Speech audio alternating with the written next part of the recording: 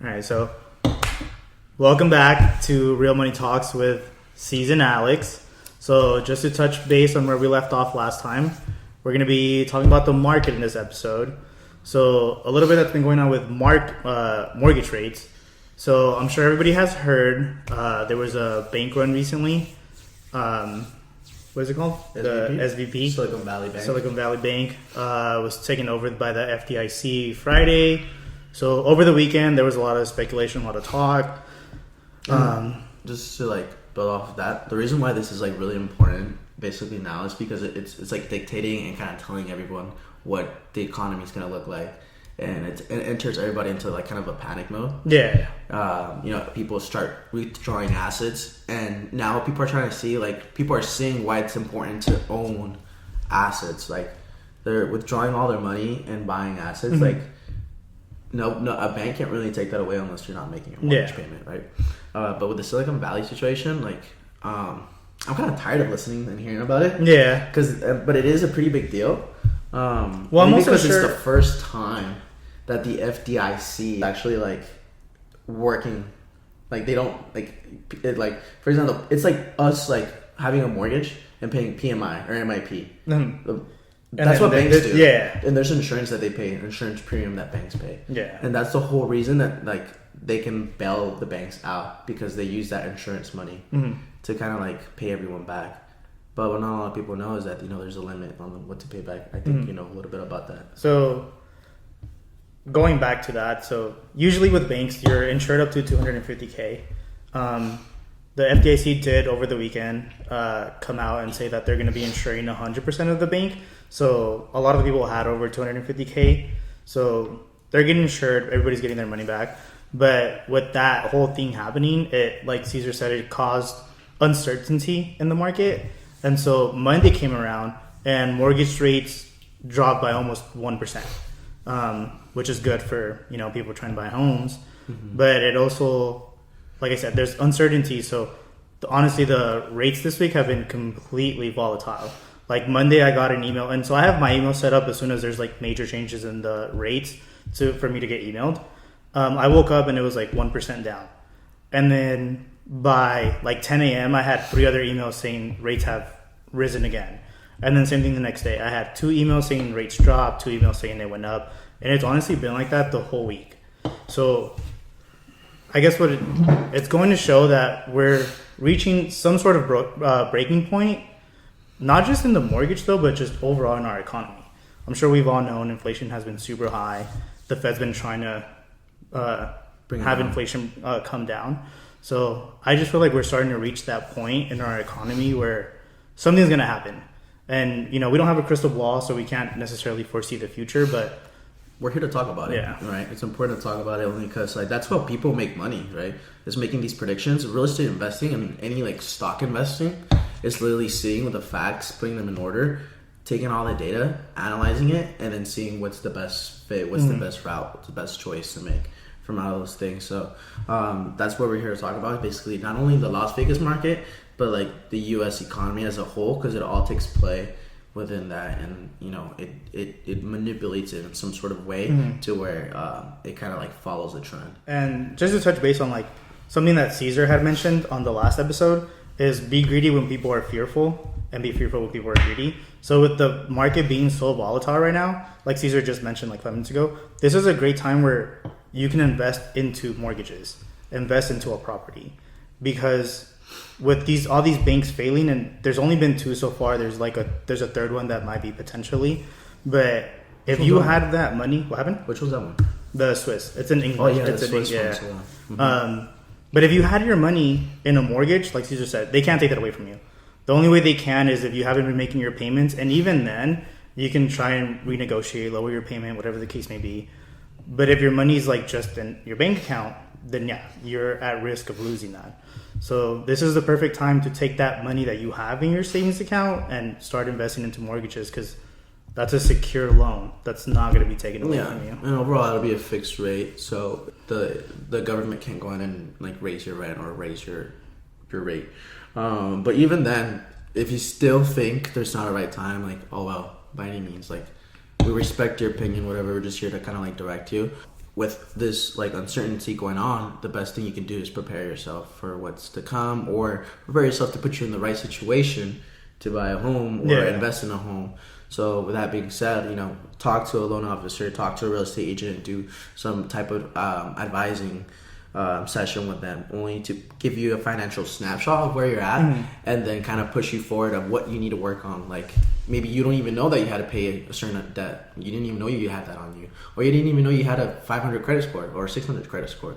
And so moving forward, like then you'll find out what you need to do to qualify for a better loan, a better rate, a better interest rate, and more of a purchase power, right? Because I mean, here and there, I know like my mom and like my friends, like they fall in love with a house like on Zillow and shit.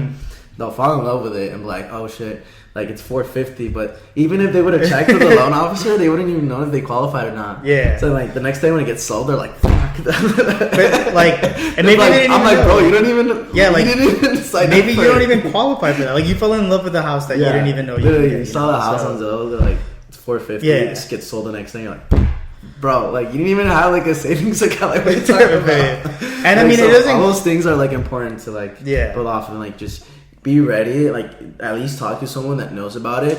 If it costs no money, which it does cost no money up front, and you just talk about it, right? And you just that's the same thing with everything. Like everything else in life, like you get some mentorship and see where you need to go. Because that's one of the things exactly what I was going to hit on. I'm like, it costs you no money.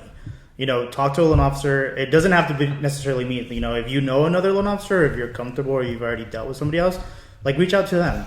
Just get yourself in a position where even if you're not ready to buy now, at least know what it takes to be able to buy, so that way you're ready 4, 5, 6 months from now. Because we don't know what's going to happen in 4, 5, 6 months from now. So might as well be prepared. Hey, look at him. Yeah, might as well just be prepared now, so that way you're not caught off guard in the future. So that's kind of like what's going on within like the U.S. economy and market. We kind of want to like go off on what our last video was. So last video we kind of explained that we wanted to talk about the Las Vegas market, right? And we don't have a crystal ball and we don't know exactly what's going to come, but we can kind of foresee with all the data that's coming in. We can see the numbers and see where the trends are at. So with that being said, we're going to kind of give you the best opinion, right, with what we have. And obviously we always want the best for everyone. We all want us to win. So, I mean, he's got into loans. He's got his properties. I've got my properties. And so we're putting like our money where our mouth is. Like we wouldn't just like give you advice for no reason. There's a lot of markets within the US, right? We're in the Las Vegas market. We've been down for a few months on the median home sales price.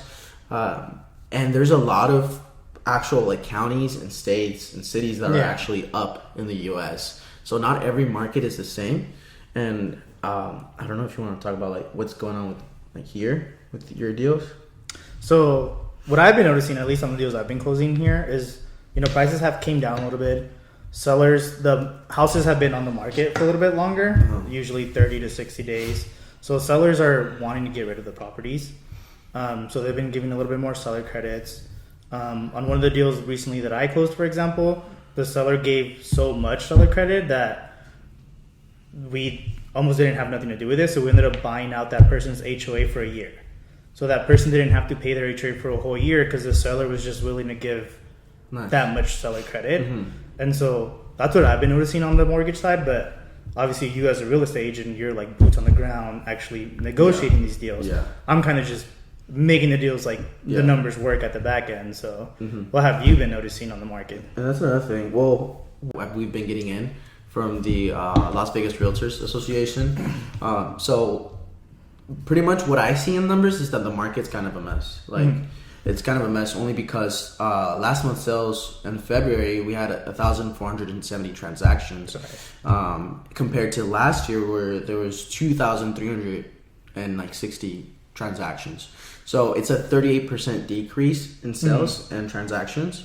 Right, but with that being said, there's a lot less inventory. And that's what I really want to talk about. The inventory. It's what's keeping us up afloat. And if it wasn't for inventory, let's say there was like at least 10% more inventory, then prices would come down a lot. With the medium sales price, our peak was last year in May. The peak was around like 485,000. That was our peak. So that's the most medium home sale price was back in the time. So that's when sale prices were people were outbidding each other. It fell through around July of last year, and then it just started a trend. And I don't know if you remember, but I put this on my Instagram like in December, where I was telling everyone like we're reaching bottom. Yeah, we're starting to get there. Starting to get there, and literally like that's what happened. It's so funny to see like your prediction come through. Yeah, like literally from following from following data, and like it's so cool to see like other kind of like. I don't like to like. I mean, it's not surprising, but also like I like when like agents started coming up and be like, yeah, like this and this, and I'm like, bro, that was like I said that like 2 months ago. Yeah. and it's not surprising because me and you are both like big into real estate, so we look at the facts, like we look at the data, we look at the trends. You know, some real estate agents are. I feel like me and you are looking ahead. Other people might just be like, what's going on today? Yeah. Versus me and you, and like I said, we don't have a crystal ball, but at least we're trying to see what's going on ahead. Literally, like, you can just tell trends from like looking at it. But we fell down, and so from May, I'm just gonna read off my notes real quick. From May 2023 it was 485, and November it fell down to 425, and then like I predicted before too, how inventory levels weren't matching up, so we were gonna fall into a stabilization where market was not gonna move, and that's what basically happened from December to January when we were like 420. Yeah, it was stable. So from December it was at 420, January was 420, and then we slightly dropped at 415 in the month of February. So that's the most up-to-date numbers. 415 is the Las Vegas median home sale price thus far. But it only fell down 5K. And that could only mean like, there's still negotiations available, but I also want to say that there's only so much room to negotiate now because there's so many limited inventory. Like inventory. Yeah. And kind of the touch base on that, like at least for me personally, I feel like inventory is going to stay low as long as rates are still a little bit higher. Literally. Only because somebody, at least for most people, selling their homes will also have to be a buyer. So they're going to be selling their home, and then they have to buy a new home at a higher interest rate. So a lot of people are choosing not to sell. They're choosing to just, even if they're not happy with their house, they're going to just be like, hey, I'm just going to wait it out till rates come down. Yeah. So, but that's not happening like really anytime soon. But people don't see that, so they're going to be holding on to their homes, keeping inventory low. Right. So right now, March's inventory is at 4,780. So 4,780. So 4,780 homes, including single family apartment condos. Condo, like so townhomes. If you narrow it down, we talk about our latest pre-approval, right? So our latest pre-approval is a family. They got pre-approved for around 330, right? 340. Then they were looking for 4 bedrooms, right? So then we filter that out to 4 bedrooms, 2+ baths. Around that range, like it narrows it down to around 20 homes. So we're already narrowing it down to 20 homes from those 4,700. Yeah. From those 20 homes, she wants a little bit of backyard. Yeah. That narrows it down to like 10 homes. And at that point, like you're left with 10 decisions, like literally. And how many 5 of them have solar, and so then they won't even have like that's another thing to like. And like how many other people are like you have to realize there's other people looking for a 4-bedroom home with a backyard in that same price. So once you start getting that like niche, you start creating your own competition. So like Cesar was saying, you start losing on those like seller credits or how much you can negotiate. So that being said, I think like right now is where we're reaching where you should really lock in. Yeah, like we're still at a point where you can negotiate, and even based off what he just said, like if you're willing to let go of some of your like, when you buy a house, there's going to be wants and then like needs. If you're willing to stick to your needs and let go of some of your wants, then I'm sure there's still like plenty of chances for you to get a great deal right now.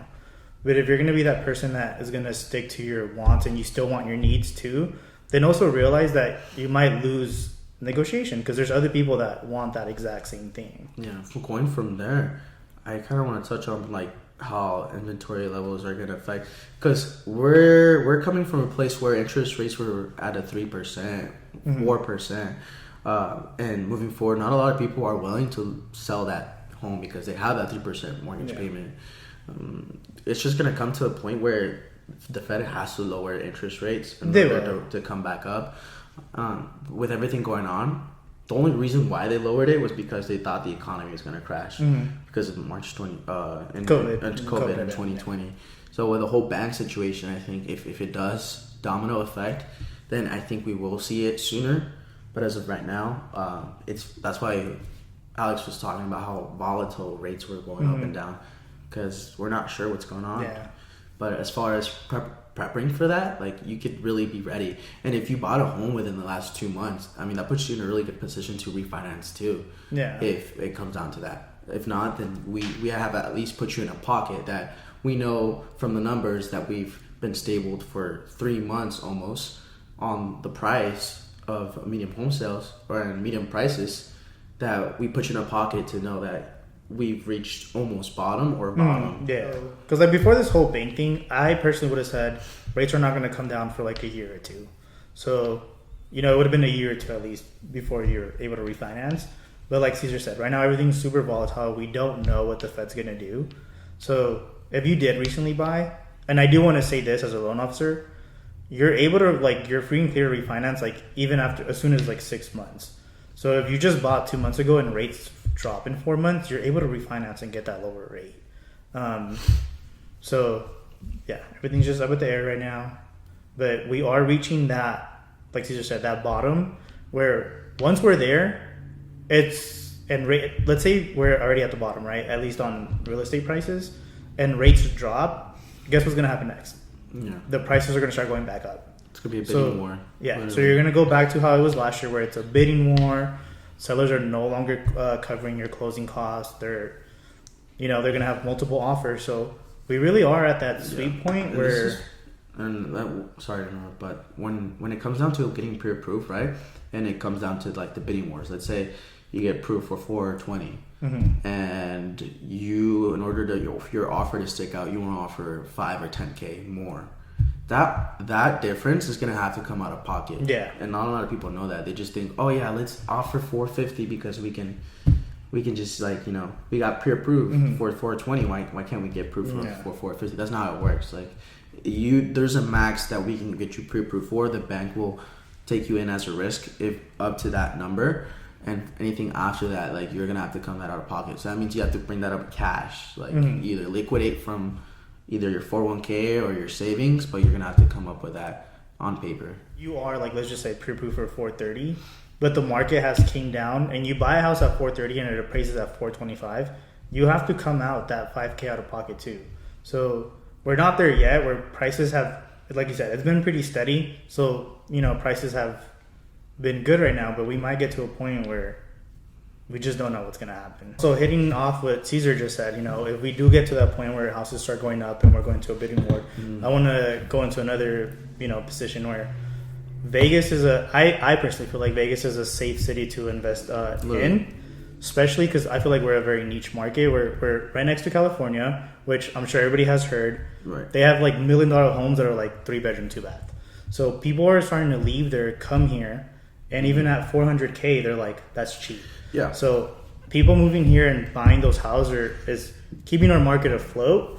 And so I don't necessarily think people should be scared of buying and thinking their house is going to crash in value. Most definitely. We should. Yeah, most definitely. Like, you're pinpointing like the fact. Like, Las Vegas market is a safe investment only because of our growth. A lot of, I think the numbers came out, and most of the immigration is coming into here, Texas, and Florida. Yeah. Those are the top 5 states for sure. And I don't know for sure about Florida, but I know there's only 9 states in the United States that don't have a state income tax.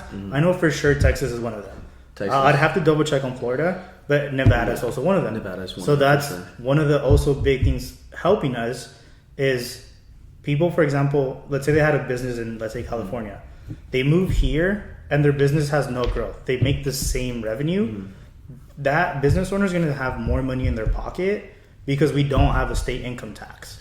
So they're only going to pay federal tax versus in California, they were paying federal and state. So people are moving here with businesses and bringing businesses over, which creates more employment, more people getting hired because the business owner has more money. So that's just one thing, though. Yeah. So the immigration coming in like right next door is also attracting a lot of other things, right? We have We have the bullet train coming into Vegas that takes 1 hour from Cali to Vegas. We have the new stadiums being built. NBA is supposed to come here. MLB is supposed to come here. Baseball is supposed to come here. We have the MSG Sphere opening up this year. We have Formula One coming in Formula this year, One's going to be here. 2023. We have Fountain Blue that's opening up, providing a lot more jobs, a lot more people immigrating in here.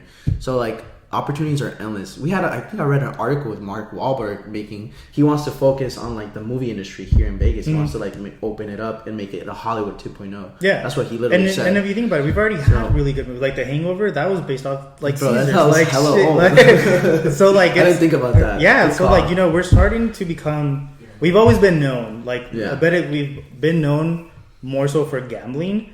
And now we're starting to grow. We still have gambling, obviously, but we have sports now.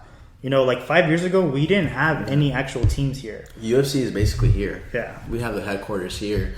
Tesla, their headquarters are starting. They're gonna move around like in Pahrump. Yeah, but it's still like an hour away from Vegas. It's still gonna bring business in. Yeah. We've had Amazon started opening a lot of their literally like not factories. What's it called their drop shipping? No, they're like storage places. Like a lot of people have been hired by Amazon. Basically, just a lot of companies are moving into Vegas. Yeah, because there is a lot of benefits. So there's no doubt. I don't know if you've seen. I think there's like I'm gonna shout them out. I don't even know them, but Vegas Issues. Vegas. Do you follow Vegas Issues? You follow Vegas Issues? No. Oh, so Vegas Issues. I'm gonna need to follow. Basically, Vegas Issues on IG. Like they kind of like just go about everything Vegas. They just talk about everything Vegas, all the silly things like the weather and shit, and also like Vegas like news. They like talk about it, but they showed like a video of how like Las Vegas has like expanded. Oh yeah, throughout time, and it's only gonna keep going like that. Yeah, there's definitely. so much desert in Nevada that's not being held account for. Yeah, and it's just gonna keep growing. And if you think about it, all the newer places outside, I'm giving it out. I'm not gatekeeping. I wanted to gatekeep, but I'm giving it out. But like if you notice, the ends of Las Vegas are the high value home prices. Yes. Because they're the newer ones and the ones like everybody's moving into. Like on the left, we have like Summerlin. So like Red, top, so like by Red Rock, on top of like Aliante up there. Yeah, everything like on the side. So we're growing, bro. So everything outside of there, like we're gonna keep going. Home values are gonna keep going up. Yeah. And obviously, if you live like closer to the Strip, those home prices are actually going up, even if they're like rundown homes. Mm-hmm. They're going up and they're going to stay up because they're good Airbnb potential revenue places. And they're going to hold their value. Exactly. And then, so like, just talking again specifically about the Vegas market. Mm-hmm. In other cities, like for example, San Francisco, part of the reason why house pricing exploded and like, you can get a 3-bedroom, 2-bathroom house for $1 million was because they don't have area. They have to start building either on top of each other or there's a limited amount of supply. Land. Yeah. Here in Vegas, like you just said, we're almost a blank desert. Mm-hmm. The city has grown, and if you look around, there's still more blank desert that we can keep expanding. So we necessarily aren't going to start growing on top of each other. We can keep expanding the city, and for now, it's going to get to a point where you live like an hour away from the Strip. Yeah, so it might get to a point where if Vegas keeps going like that, and you buy in when you think it's right, and it's up here, like bro, at that point you're like an hour away from your job. Yeah. Like, I don't know, but it's just like I feel like that's still far away. Like I guess what we're trying to get the point is like at least Vegas specifically is a safe market for sure. You're not gonna lose money. If you buy right now, don't be scared that the prices are gonna drop. Mm-hmm. Like they might drop. Like, and I'm not gonna say they're not. They might drop like 5-10%. If you want to hear my prediction, I feel like they might like drop down an extra 10 or 15K. I wouldn't say percent because that's a lot. 10-15% would be another crash. Would be because I think 485 to 425, so that'd be like an extra 60K down. Yeah, I don't think it would go down 60K especially with this inventory levels. I think that's what we're trying to get at. That the market home prices are going to be stable, and if they do fall, it's like very little.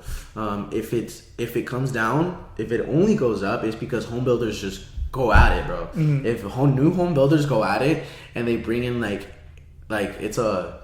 bring like Thanos in to build every single home in a matter of a month, then there's a lot more inventory, and they'll like go savage, and they'll sell every home. But even then, a lot of new builders like pre-approve people like when the house is still being built. So as those houses are being built, they're kind of already accounted for. Yeah, like so. That's what I'm saying too. So that's like not even counting the ones that they're going to build. So imagine if they just bring a whole army, bro. But that's the only way we see it, though. And then, but also, most of the new builds that are being built are also apartment complexes. And that's another thing I want to touch up on. Like, apartment complexes are trying to become a real big thing, and community is a big thing. Like, it's cool to live within that community and stuff, but those are just like, again, those are rents that can be adjusted and hiked at any time, so they can raise your rent at any time. Yeah, like so even though it's popular and you're there, like next year you don't know if you're gonna have the same. Yeah, rent. Like your rent, like for example, might be $1,700 right now. And let's say you get a mortgage, and just hypothetically, let's say your mortgage happens to be higher than that. Let's say it's $1,800.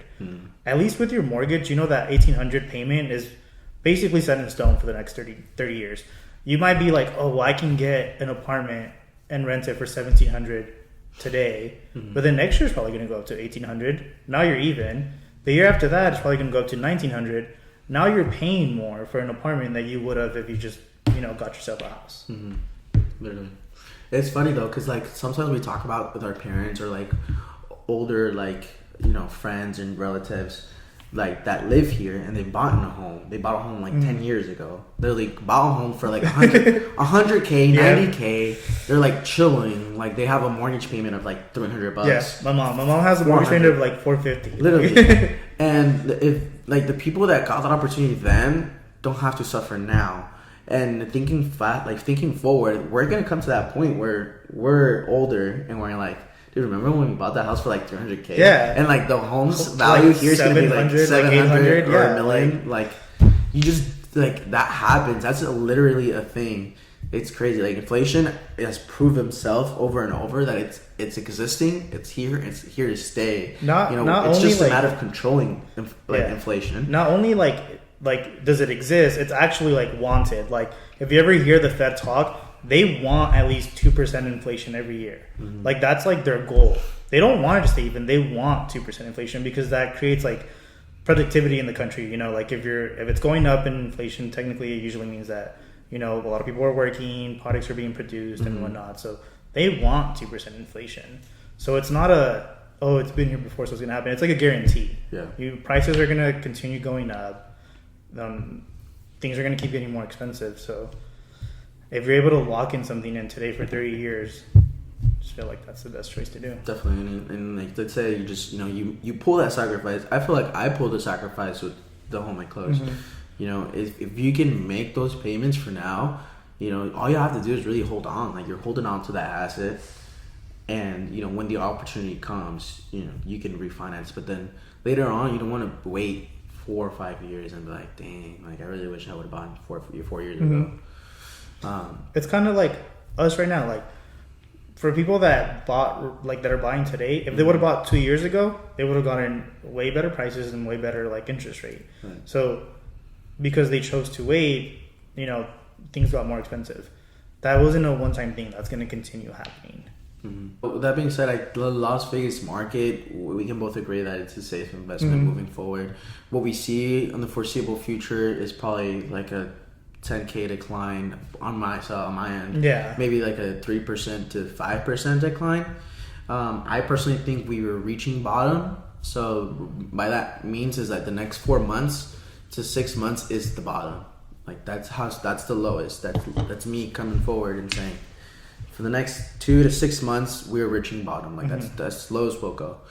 Anything after that, like it's gonna have to pick up. That's just how the economy should go. We need to bounce back in some type of way, because if the economy does fail in banks and other areas, they have to make it up for it in some other ways. So right now, if they know like the U.S. Fed knows that a lot of homes aren't being sold right now, so they raise the U.S. Treasury rate up. So they make sure that the people buy into bonds and stocks and stuff like that can make up for other investments. They know they can't put their money in here yet because interest rates are up. Yeah. All right. So I love how we kept it real. Real money talks. That's literally what we're seeing in the foreseeable future. This is coming from all like data, numbers, analyzing both from the mortgage side, from the real estate side, looking at the deals that we're focusing on. and the deals that we're trying to close, and it all takes a play, especially the U.S. economy. We can't see what's really going on, but that's what we're here for. We're here to prepare. That's how real estate investors make money, actually. Yeah. So they'll go ahead and see where the market is heading, and they'll invest early. That way, they can sell later on because they know that the market at one point is going to go up. I just want you to keep in mind there has been a dipping point throughout all of U.S. history for the U.S. market to give a seller a reason to sell, and there's been a time and a place for the U.S. market for a homeowner to also, or a future homeowner to buy. So the U.S. housing market has an exponential graph that has grown from like the 1800s up to like now. But the whole time there's been a dip. There's been a point. There's always going to be a dip. Right? But at the end of the day, we're here. So it all started here. And there's still growth. Yeah. Especially in a place like Las Vegas for all the reasons we just talked about. Right? And I'm sure there's more reasons that we don't even know. Like, I'm sure 6 years ago, we didn't know we were going to have, like, actual teams here in Vegas. And Vegas was just known for gambling. And we haven't even talked about corporations trying to buy into real estate. That's just like, we just put that on the side. But literally, corporations have included it into their balance sheets only because it's considered a safe investment. And, we just haven't taken that into account, at least within our numbers. But taking that into account, like, yeah, you're bound to, like, be successful in investing into this area. With that being said, if you think you're ready, if you don't think you're ready, it is the first step. It's always the hardest. So taking that into account, knowing to plan ahead and speaking and asking for advice and having an advising session with either of us, it's the first step to move forward. Other than that, if you don't think you're ready, then by any means, go on about it. Like, even if you don't know, like, if you just have questions, reach out. Like we said, it doesn't cost anything. Reach out. If you have a debate, if you think it's actually going down, drop it in the comments. Like, why? Sure. We want to know. Like, why? Literally, tell me why, bro. No, go ahead. Like, please drop it in the comments. Give me your reasons why. If you have a link, by any means, post it too. So I'm challenging you. Like, we're open minded. Like, we want to see, like, communication creates growth. Literally. So I mean, if you have an opposite view, then I want to see that. I want to see why you think that way, and maybe there's some points that you're right. You might be right. That you bring up that maybe I wasn't seeing. Yeah. And at the end of the day, it's like, we're all working as a whole. We're all in the Las Vegas market. For the people watching in Las Vegas, we're on the Las Vegas market, and we all take a contribution as a whole. So if we all don't want to buy groceries for a month, like, the market's gonna go down in Las Vegas. Like, it's bound to go down. So if we all think the same for a month, like, it's basically we're manipulating the market. I mean, we could do that. That's literally what happened at GameStop. Like, the GameStop stock. When other people that's only the reason why. And so that's what I'm getting at. And yeah, thanks for tuning in, guys. Thanks for tuning in. And we'll see you guys at the next episode. Go ahead and like and subscribe, and we'll keep you updated on the next one. For sure.